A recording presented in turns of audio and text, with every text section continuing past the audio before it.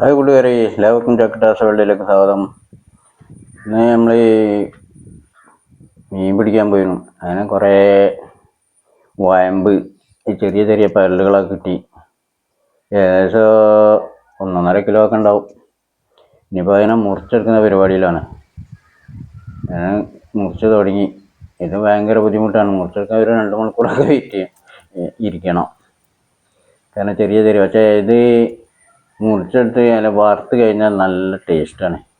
എനിക്ക് ഏറ്റവും ഇഷ്ടമുള്ള ചെറിയ മീൻ. വലുതാകുന്നതിന് വെച്ചാൽ പിന്നെ നമ്മൾ മുള്ളൊക്കെ പോക്കണ്ട്. ചെറിയ മീനാകുമ്പോൾ മുള്ളൊന്നും പോക്കണ്ട. അങ്ങനെ നല്ല ഞെരിച്ചിട്ട് എടുത്താൽ ഇത് ഈ കോല നല്ല മീനാട്ടോ. അതിനധികം മുള്ള ഉണ്ടാവില്ല, ചെറിയ മുള്ള ഉണ്ടാകുക. വലിയ കോലാൻ കിട്ടിയാൽ നല്ലതാണ്. ചുണങ്ങുണ്ടാവില്ല, മുറിക്കാനും എളുപ്പമാണ്. 1-2 എണ്ണം കിട്ടി. ബാക്കിയൊക്കെ കൂടിയത് വയമ്പ്, അതുപോലെ തന്നെ ഉണ്ടപ്പല്ല്, അങ്ങനത്തെ പല്ലുകളൊക്കെയാണ്. ഞാനും കുഴപ്പമില്ല. നമ്മൾ 1-2 മണിക്കൂർ എനിക്ക് 1.5 കിലോ മീൻ കിട്ടി. ഇതിന് പ്രത്യേക ടേസ്റ്റാണ്. ഇപ്പോൾ നല്ല നെയ്യൊക്കെ ഉള്ള സമയമാണ്. നല്ല ടേസ്റ്റുള്ള മീൻ, നല്ല ടേസ്റ്റാണ്.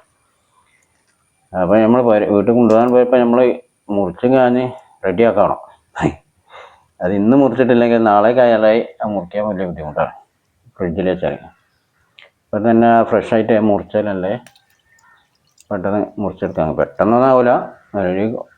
ഒരു മണിക്കൂർ, 1.5 മണിക്കൂറൊക്കെ സമയമെടുക്കും. ഇങ്ങനത്തെ വലിയ മീനൊക്കെയാണ് വേഗം മുറിച്ചെടുക്കുന്നത്. ചെറിയ ചെറിയ മീൻ വെച്ചാൽ അത് തിന്നാൻ ടേസ്റ്റാണ്. ചെറിയ മീനൊന്നും പറഞ്ഞിട്ടില്ല, അത് തിന്നാനാണ് അതിൻ്റെ ടേസ്റ്റ്.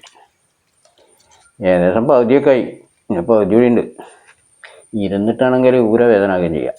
ഇരുന്ന് അങ്ങോട്ടും ഇങ്ങോട്ടും മാറി ഇരുന്ന് മുറിച്ചെടുക്കണ്ടേ. അത് വല്ല കല്ലുമലൊക്കെ ഇട്ട് വരുതിയും കഴിഞ്ഞ് മുറിക്കണമെന്നുണ്ട്. അപ്പോൾ നമുക്ക് എങ്ങനെയാണ് അതിൻ്റെ പരിപാടി? ചില ആൾക്കാർ പറയുന്നുണ്ട് കല്ലുമലിട്ട് വരുതിയാൽ മതി നോക്കാം. എന്നാലും മുറിച്ചങ്ങനെ കാശം പോക്കണ്ടേ. ഏതായാലും മുറിച്ചങ്ങനെ പണീൻ്റെ ചുണങ്ങ് അപ്പം എല്ലാം മുറിച്ച് കഴിഞ്ഞു. ഏകദേശം 1 കിലോൻ്റെ 1.5 കിലോ ഒക്കെ ഉണ്ടാവും നിൽക്കുന്നുണ്ട്.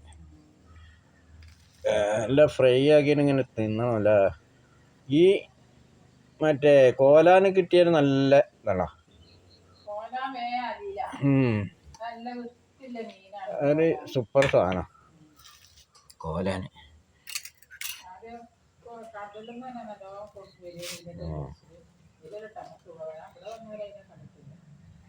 ഇനിയൊരു ചായയായിട്ട് കുടിച്ചാലോ സംഗതി. കൊതുവിൻ്റെ കടി വരുമ്പോഴേക്കൊക്കെ റെഡിയായി. അതിനെക്കൊണ്ട് പ്രശ്നമില്ല. ഇനി ചായ അടിക്കുക. മറ്റേ കൊതു നിൽക്കപ്പതി തരൂല.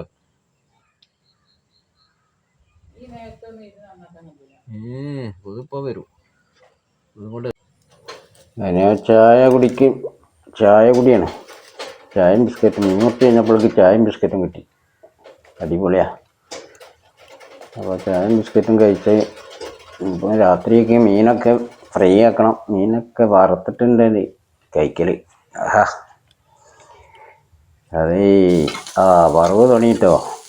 എന്താന്നാ അതിൻ്റെ ഈ ചൂടോടെ തിന്നണം. വറുത്തും കഴിഞ്ഞാൽ അപ്പം തന്നെ ചൂടോടെ ഇങ്ങനെ തിന്നണം. നല്ല ഞെരിഞ്ഞ് കിട്ടും, നല്ല ക്രിസ്പി ആയിട്ട്. ചൂട് എന്നാലേ ഒരു ഇതായി പോകും. ചൂടാകണ്ട, അടിപൊളി. നോക്കൂ എന്താണ് തിന്നുകൊടുത്തത്. ഇപ്പം നല്ല ചപ്പാത്തിയും ചെറുപയർ കറിയും ഈ പരൽമീൻ പൊരിച്ചതും ഒന്ന് വേറെ ഐറ്റമാണ്. ഒരു വെറൈറ്റിയാണ്. ചപ്പാത്തിയും ചെറുപയർ കറിയും മീൻ പൊരിച്ചതെന്ന് പറഞ്ഞാൽ ഇതൊരു സൂപ്പർ മീനാണ്. പരൽമീൻ, വയമ്പ്, കേമ്പ്, ഉണ്ടമീൻ, ഉണ്ടപ്പരൽ. ഇതൊന്നിങ്ങനെ ഓരോന്നെടുത്ത് ഇങ്ങനെ തൊള്ളയിൽ കിട്ടും. ഒന്നും ഒഴിവാക്കാണ്ടാവില്ല. നല്ല അടിപൊളി ഞെരിഞ്ഞ് നടക്കുകയാണ്. തൊള്ളയിൽ കിട്ടിയാൽ തിന്നുക. ഒരു വല്ലാതെ ടേസ്റ്റാണ്. ഞാൻ ഇടയ്ക്കിടയ്ക്ക് ഇങ്ങനെ പോയ എങ്ങനെയാലും 1 കിലോ എന്തായാലും കിട്ടും. ഒരു 1-2 ദിവസമൊക്കെ ഉണ്ടാവും. 2 ദിവസമൊക്കെ ഇങ്ങനെ പൊരിക്കും. വറക്കലിന് പരിപാടിയാണ്. കറി വെച്ചാൽ മുള്ളെല്ലാം കൂടി ആകെ വിട്ട് ശരിയാവില്ല.